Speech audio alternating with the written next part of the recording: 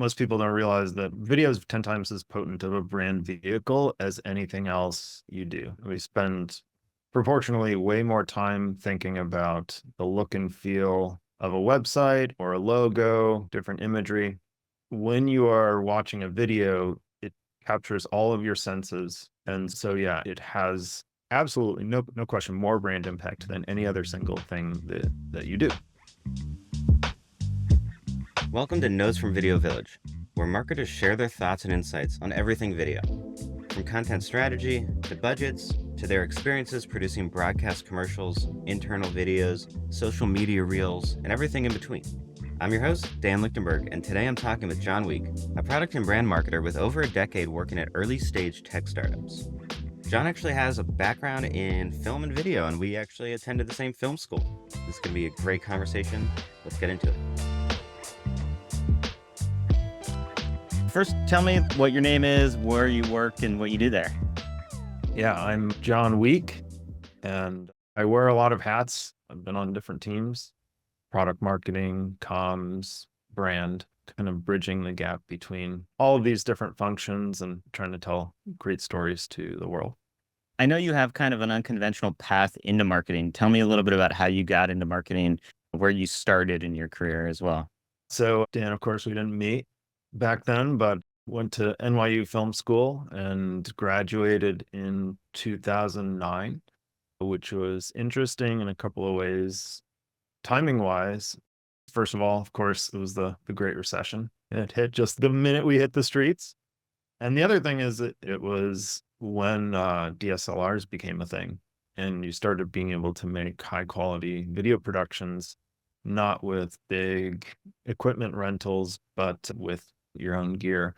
And that really kind of sprung the boom in YouTube video, just like the whole modern world of video that we live in now. So basically, we experienced a lot of change off the bat. A lot of the things that we thought we were going into were no longer applicable. Been a couple of months, maybe years, being like, oh, woe is me, bad economy, that sucks. But ended up actually thinking that is for the better, that times of change are times of opportunity. Ended up moving to South Korea, living there for over 4 years. Taught English there initially as a way to start paying those college bills and have an adventure. And eventually started making videos there, passion projects of my own, and then ultimately working with companies there, like, Korean companies that were looking for English language videos. Started a small video production company and had a great time cutting my teeth in the professional world there. In 2014, realized that it was probably time to move back home, see what was going on, be close to family. So that's what I did. The tech boom was in flight already, but I was kind of new to it and immediately just started hustling, trying to get some work, put my video gear to use, and got a bunch of different freelance jobs to start with. And I probably inevitably, the one that I ended up in was doing some projects for SaaS. I had no idea what this was. SaaS, what is this? Turns out, software as a service, and especially B2B is a burgeoning market. Really interesting startup environment there where you're able to build and scale a product for businesses really quickly. Something I'd never really thought about before. And did a little bit of work for it. Like, oh, there's some stuff going on there. And found a full-time job at one of these really small B2B SaaS startups, a company called ToutApp. You remember, Dan. Yeah. Ended up being an interesting first experience, 30, 40 people, hiring an in-house video producer. But was able to get in there, do some really cool stuff, learn about the world of B2B SaaS, of startups, of storytelling, of messaging. And because it was so small, worked really closely, not just with the marketing team, but everybody, the sales team, with the product team, engineering, talking to customers, and making videos that pulled all of these different things together, and found that I really enjoyed that. So I won't give you the full, LinkedIn history, but since then I've been at 3 other startups, all in similar spaces, also B2B, ranging between 50 and 100 people. So amazingly, it's been 10 years at this point. It's pretty crazy how quickly time has gone. As I was getting deeper into it, what I realized at a certain point is that though companies that I was working at were hiring for video production, really the core of what I was doing is more described as product marketing. Video is one of the key deliverables. But the job of product marketing, like I said, especially at these smaller companies, is helping to define stories, to write stories, to explain the value, why what you're doing is so exciting, talking to customers, understanding the product, and synthesizing these things. And so ultimately I realized that product marketing was more core of what I was doing, transitioned into that role. And so since then, I've been doing product marketing, but it's also, like I said, wearing a lot of hats and trying to bridge those gaps. One of the things I remember you talking about when you were making the transition, I think the first pure marketing role was at Insightly. And I remember we worked together at that time, and you were saying something to the effect of like, what I realized that I really like to do is tell the story of a company, of a brand. I want to figure out what the voice is of the brand, capture that voice in the format that needs to be captured, and like tell that story and make people understand that story. That's right. And it's this double-edged sword of video where it's the most powerful medium. A video is images, it's music, of course, it's people, but it's the core message. It's writing as well. There's no medium outside of video that isn't included in video. Video is multidisciplinary by its nature. The double-edged sword nature of it is that oftentimes, you get pigeonholed a little bit. It's like you're doing video, that's a video. It's just like probably third or fourth on a list of deliverables that people think about when they're putting together an important product launch. It's just along with everything. And so that's kind of been the question throughout. What are you doing at the end of the day? Are you producing a video, or are you trying to distill a message? Rewinding back to like in the early part of your career when you were making marketing videos, what was like an early experience making a marketing video? One of the best experiences is that my second job, I was hired onto the product team. The company called Insightly. It is a product-led freemium product, and basically B2C in its scale. The product team needed ways to improve funnel, improve conversion, and they decided that they wanted to add video into that approach. And so the thinking about it that way was so different than being on a marketing team. Marketing video, you'll often be like, all right, we need the video. We need to explain what we do. We put it on the website. We put it out there and it's good to go. You think about it like this is an ad. I think that's the key misunderstanding about what a video should do. Everybody's seen a lot of videos. You've seen a lot of ads. Maybe you've seen other tech companies that, oh, that video is good. But you need to really think about the function of the video in the moment, in the customer journey. And I think that oftentimes we really overspend on a general video that's like, anybody can watch this. But I think that the value can be a lot stronger if you're more surgical or more thoughtful about what job the video is doing at any moment. So for example, worked with this company to develop onboarding and educational videos. I was like, oh man, I want to be a filmmaker. I don't want to do educational videos. But then after working on it for 3 months, I realized like has a lot of magic potential there.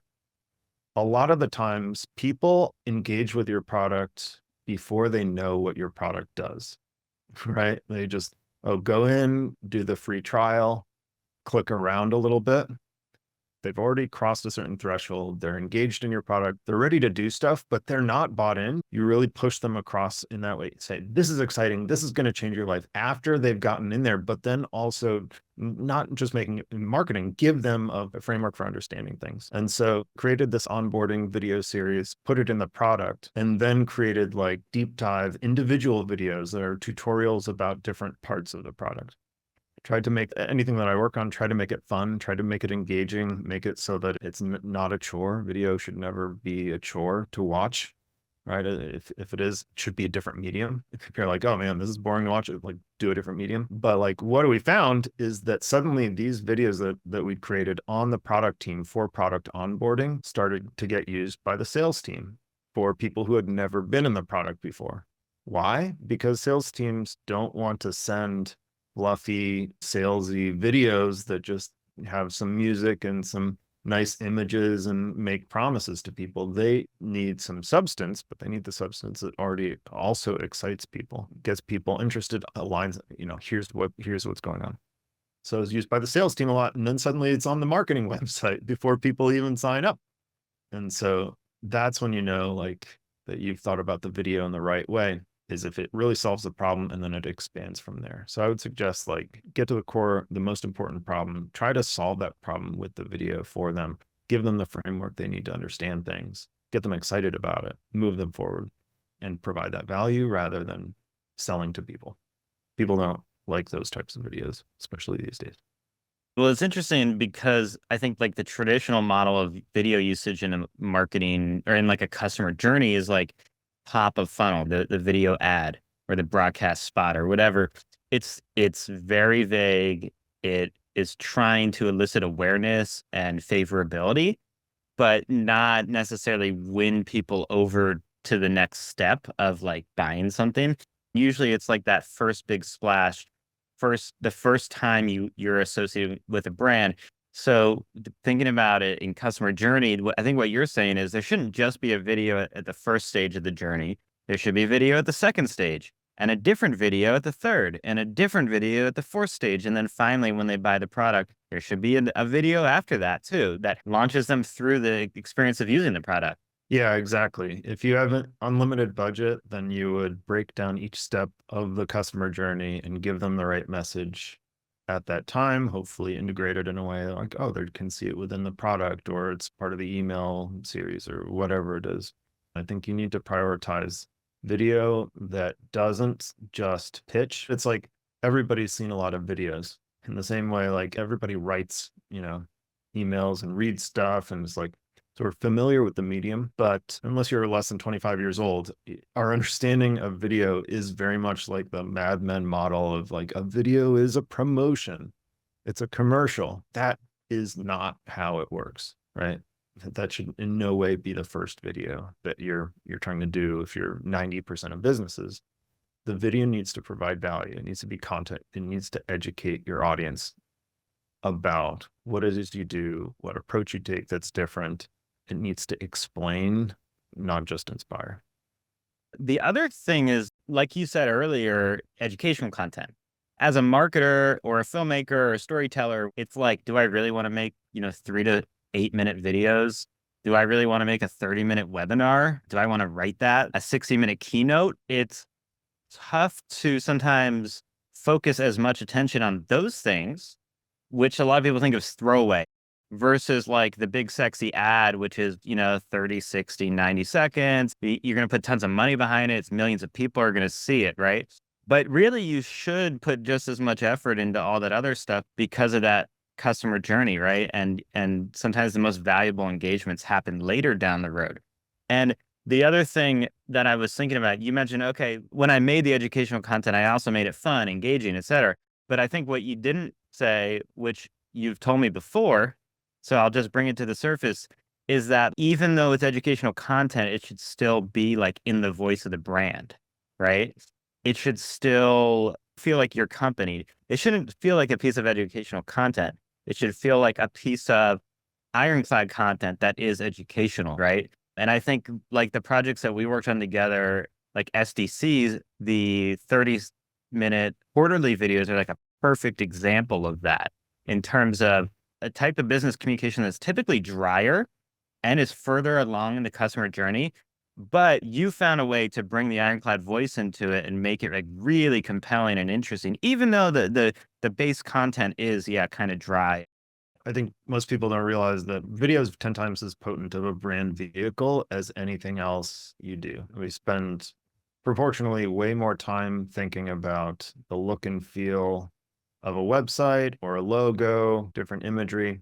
When you are watching a video, it captures all of your senses.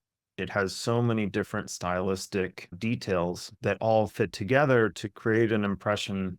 If you're watching a video, somebody's usually talking to you. You see people oftentimes. and you hear some music. There's a whole combination of everything. It's very immediately clear the level of production value or the quality of what's being put there. And so, yeah, anytime you're putting a video in front of somebody, it has absolutely no question more brand impact than any other single thing that you do. And so you have to put a lot of thought into that. I think it's also why, you know, you think about it, this is less in our world of, you know, B2B or, you know, corporate video, but in, you know, consumer brands, right? You think about a campaign that a high-end agency puts together. The core element of that is always the video, right? And you have the core video that tells the story. It could be a commercial, it could be something longer, you know, customer story or some, you know, a case study or, you know, a documentary or something. But it's like that is the thing that encapsulates everything. And then you have extensions of that. You have the copy, you have the visuals. Most of the time, this is the approach for those super high-end campaigns. The reason for that is because it's such a powerful medium for pulling it all together. The impact of thinking about your videos and making sure that they are on brand is huge. It doesn't mean it needs to be super expensive. Doesn't mean that you need to hire a big crew and do a bunch of iterations. It's just, it's light touches that gives it a personality. Right. One of the things I see a lot is people invest in those top funnel stuff. And then when you dig into the product and you play a tutorial, a video or an educational video, it's literally just like a Loom video with some kind of like random person that just starts talking. And, you know, it's super lo-fi, and it's totally fine to do it that way. Right. But there are like key things you have to get right with that. One is like the person presenting, is that person a good personification of the brand? If they're not, if they're just like a random person that doesn't feel like they embody the brand, then you're going to miss that. But if they are a really good embodiment of the brand, that could be a great way to approach that content. It's funny you bring that up because I'm in the midst of building an initiative all around this idea because it's hard to scale. If your company is growing fast and you need 100 different videos, or you could use 100 different videos on different features for different audiences, then it's not practical to think of each one as its own production. You need to create a template, a format that supports it. And so the Loom videos are a good example. How do you take a Loom video and make it an effective communication of the message you're trying to get across while not hurting the brand, but like actually adding to the brand? And the answer oftentimes is not, you know, getting a film crew to do it for you, right? It's thinking through who is the person. Like you said, it's like these Loom videos, they do neither one, where there's some guy or a person in a small bubble, right? In the bottom corner, you can barely make it out who they are, what they are, and they're reading off a script. That's another practical tip. Unless they're really good talent, you can't have people reading off the script at all, right? Because 100% of the time, it just sounds like they're reading off a script, and you cannot listen to that. You need to have somebody who is just speaking to the audience directly. So get rid of the scripts, give them maybe some talking points, but select the person who is charismatic and knows what the hell they're talking about. This is the program that I'm building. It's like it is leading with these charismatic SMEs, these people who really know their stuff. They know what they're talking about, can talk to anybody at any time about the subject matter. And you just stick a camera on them. If you think about like the evolution of video in general too, types of content that people consume, it's very different than when we were in college studying filmmaking. I would estimate that like 90 to 95% of video consumed these days is an SME talking head, right? It is somebody who is talking to the camera, could be a YouTube channel about how to renovate your Airstream, right? Or it could be somebody telling you about the day that they had, or, you know, I'm super into golf right now, right? So it could be somebody who's showing you a round of golf that he played, but they are not reading from a script ever. They are just talking to you. So I think one of the keys is to let your brand shine. You need to break down the constraints or the preconceived notions of what a video is, and just think of it. It's not a video. It is somebody talking to your audience. That's it. And you're going to use video editing, maybe a little bit of motion graphics, but certainly editing to trim down, make sure that it's quick and straight to the point. Yeah, it's so true. Can you think of any times when maybe like you used video ineffectively and like you kind of regretted it and learned something from that? Yeah, it was a project that we worked on together. I was really happy with the output. In fact, people bring it up all the time. Man, that was really good. And I think we called it like the Ironclad Community Dinner. It was a little high concept, whereas like a reality TV show, unscripted. Let's just get some people together over a nice dinner and film it with multiple cameras and edit it together. And it's content, it's educational, but making people feel like they're there. So yeah, the concept was good. We were really happy with the product. But the question is about distribution, right? It was conceived as a, top of funnel piece of content that anybody could tune into if they're interested in our world. But ultimately, people aren't used to consuming a 15-minute long video, and it wasn't integrated into a demand gen program either. And so ultimately, lesson there was you can make something really great, but if it's not really tightly integrated into the customer journey, or you have a plan for how you're going to make it work, the quality of the product itself isn't going to do it. Right. You could have shot that on iPhones, similar content, the audio could have been crappy. But if you had like a really bulletproof like use case for it and distribution plan, it probably would have been a lot more successful than what we shot on high-end cinema cameras, right? Is that kind of what you're saying? Yeah, I think that there is, diminishing returns when it comes to production value, especially like I said, these days where a lot of what people consume is really simply produced. So yeah, it is production value, but it's more just like if you want to take a shot at something, it has to be supported by your distribution, right? There's no Hollywood movie that doesn't have a robust distribution plan. Even if that is, let's submit it to 1 million film festivals. And if it's an indie movie, that's a distribution plan. But you cannot take for granted that the quality of something itself will get it over the edge. It needs to be integrated into your distribution plan. So if you build it, they won't necessarily come. They won't come. Upload it to YouTube. It'll be very quiet, even if it's the best thing you've ever seen. It takes time, it takes audience development, and hopefully you already have that established, but you need to think through where it's going to go. Do you have any pet peeves around like how you see brands and companies using video right now? I think we're at the verge of a revolution. I think that we're 5 to 10 years behind like consumer DTC brands, and by we I mean, B2B SaaS, but traditional corporate video that's not really close to consumer. When we went to film school, it's like we had an idea of what a film is, and it is all these different inputs. It's this much money to get it made. It is these cycles, and then the tech-enabled indie solo video producer, content creator just came out of nowhere. And even now I have to check myself and be like, look, a film is not that. Doesn't need to be that. It can be, but it doesn't need to be that.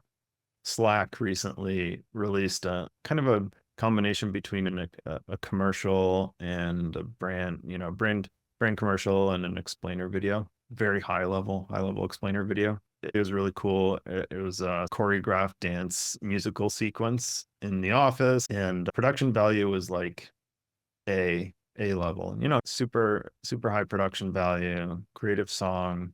They had dancing, which I love, physical movement. Anytime you can bring more of the real world into your videos, the better. But it was just like, I watched it and I was like, how many people, how much money involved in this thing? Where are they going to put it? Who's going to watch this thing?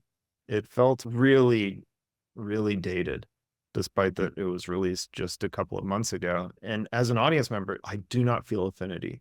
Having watched that, I feel like Wizard of Oz, somebody's pulling the strings. It feels like somebody's talking at me versus having a conversation with me and trying really hard to do it. It almost came off as cringe. And so I don't think we're going to see a lot of those going forward. I actually saw it too. And it was a good piece of content.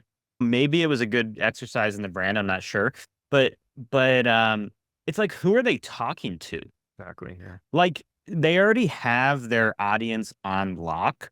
Like, I use Slack because I love the product. It's awesome. The rest of the world that doesn't use Slack use Microsoft Teams because their giant corporation uses Microsoft products and they use Teams because they get it free with the suite.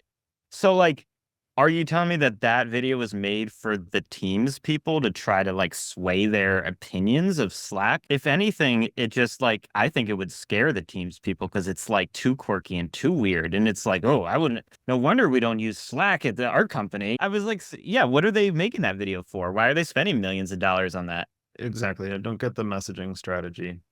And kind of beyond that, just it felt a little alienating because it was almost forced quirkiness. It didn't feel Right. like it didn't feel like they're being authentic to me as an audience member. It's just like the one refrain, just talk to me, right? Your audience is saying, just talk to me.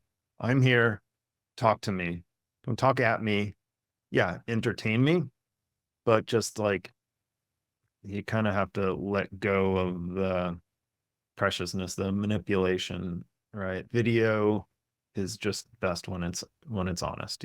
You have to be so fucking good if you want to, you know, be manipulative in a video. You don't have to be that good if you're just straightforward and honest and saying what you know and believe. And so, I almost always defer to the latter. Yeah, and in some ways, like that Slack ad feels like it was made by someone with an inferior product, trying to convince you that it's superior, when in Yeah. fact Slack has the superior product. So why are you making this video? Yeah, no, that's exactly right. Confidence is key, and knowing what you should be confident about and just being clear about it. Can I ask you to tell the audience a little bit about your STC video projects? Because I think they're really interesting. My understanding is that most of them, at least, were pretty successful for your marketing and business goals. Yeah, so State of Digital Contracting, we called it, eventually evolved after 2 years into Ironclad Live. We have a quarterly product launch, one moment where we can announce to the world, this is the progress, this is the new world, this is how we're revolutionizing contracts, in our case, for our customers, and making that product launch the cornerstone or the tent pole of your product marketing plus brand marketing plus comms, and really investing in that one thing and using it for many benefits. So I'm a big fan of like 2-for-1s, 3-for-1s, two birds with one stone, as it were. Like 2 birds is not enough for me. 3 birds minimum, 5 birds optimally. And so what happened basically is that COVID happened. We were doing these bespoke in-person events. We needed to go digital and realize that the product launch was the key thing that we could build around it. So we put our first one together and decided that since it can also be a touchstone for brand and for customer storytelling and all that, let's make it way more than a product announcement and do a full keynote. Inspired, I think, along the same time, Apple started doing this, their pre-film produced keynotes, WWDCs. So kind of took our own spin on that. And so put some, invested some production, but really is just about figuring out with the teams, what are we going to talk about? Who are we going to talk to? What types of different content? The event was 45 minutes to an hour, and it was not just one long keynote, but it was kind of like a highly compressed event where you had 3 minutes hearing from one person, 3 minutes from another person, a 3-minute demo, a 1-minute commercial, or interstitial. At the same time, it helped to evolve our brand, the way we talk about our specific products and how they relate to each other. People could see our executives or presenters, or as opposed to putting them on a Zoom screen, right? We were able to put them into the real world. They felt more real. They felt more human. And so they had a long shelf life as well after that, used by the sales team, marketing team. I'd say it was really key to helping the company transition and continue to grow. At the time when we started doing it, the company was under 10 million, had a couple hundred customers, and we've 10x'd in size since in just the 3 years. And I think this was certainly not the only thing, but one of the core things that helped to enable growth through that period. The thing I really admire about it was other companies do this type of thing, but you did it in a really creative, entertaining way. You're like, I'm going to make it fun and interesting. And you always like find a way to do that, even in, B2B contracts, SaaS, you find ways to be entertaining, but also like express the brand's voice and keep people on edge being like, what are they going to do next SDC? Like, no one ever says that about B2B software companies, but they were saying that about Ironclad. They definitely were. If you're in a space where your audience doesn't expect it, there's massive potential impact. Everything is about surprise at the end of the day. It's like, can you give me more than what I am expecting? If so, then you're successful. It applies to every single part of life, basically.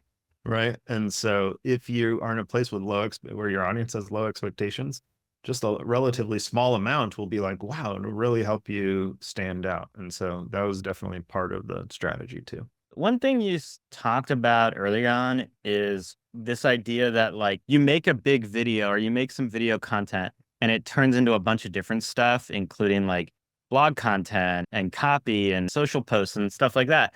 A lot of people still do think in this dichotomy of like, I'm going to make a video, it's just going to be out there.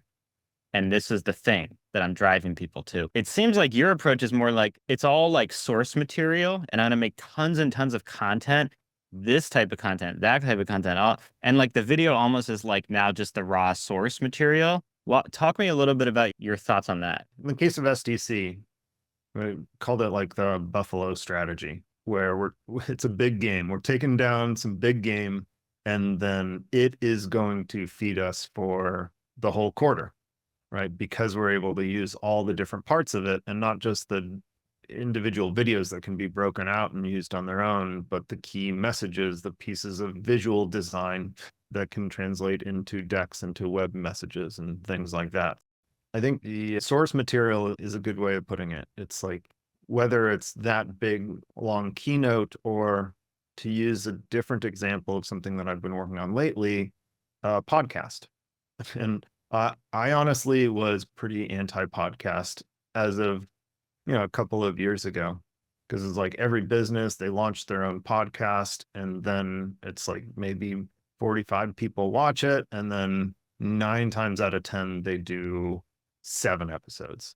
And then they never do it again because it's a lot of work.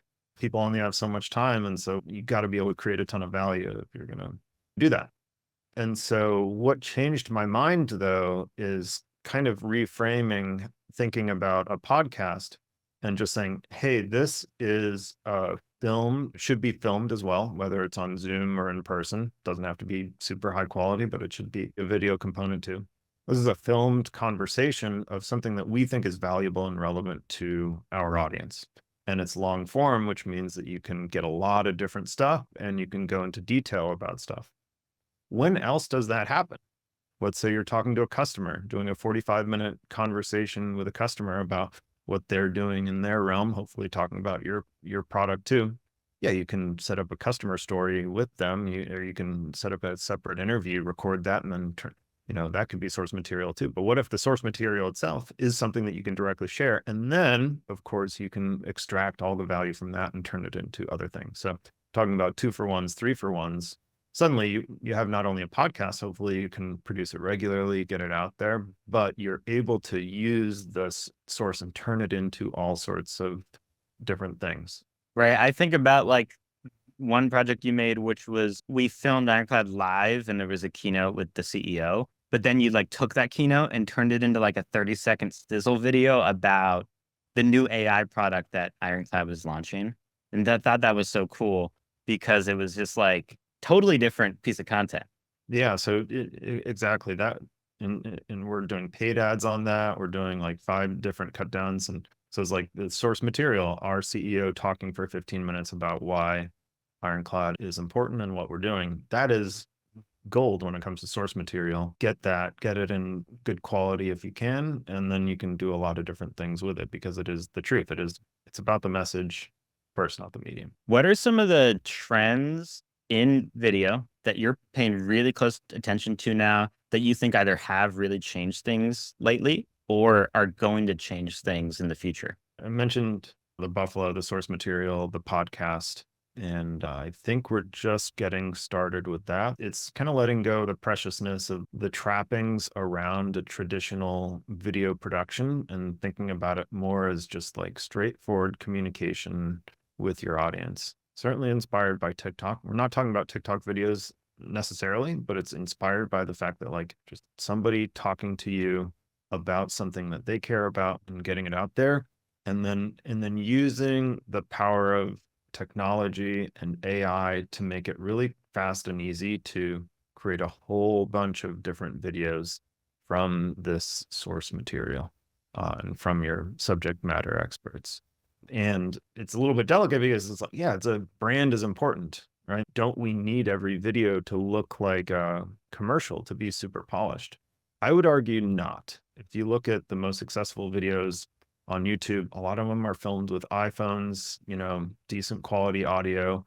It's really just more about the editing and selecting the right content at the right time and having a person in there who your audience likes and trusts. And so I think that's the biggest trend that I'm anticipating. And I think it'll continue growing is a lot more video with a lot more of that UGC or creator style product or production value that's able to scale and really hit tons of different audiences, really be refreshed constantly, and is really easy to produce thanks to tech. Nice. And that's really interesting. One of the other people we interviewed for this was like, it used to be that you would make the big fancy commercial and cut it into little pieces and distribute that into the channels. Now you make all the UGC stuff and you cut it into little pieces and make it the broadcast commercial. Yeah, exactly. Our audiences are ready for it. That's what they anticipate. It's about credibility. It's about talking to them, not talking at them. I think we're going to see more and more of that as smaller companies catch up with that consumer trend. Nice. Anything else before we wrap up? Any other thoughts? I think it's important to stay close on AI.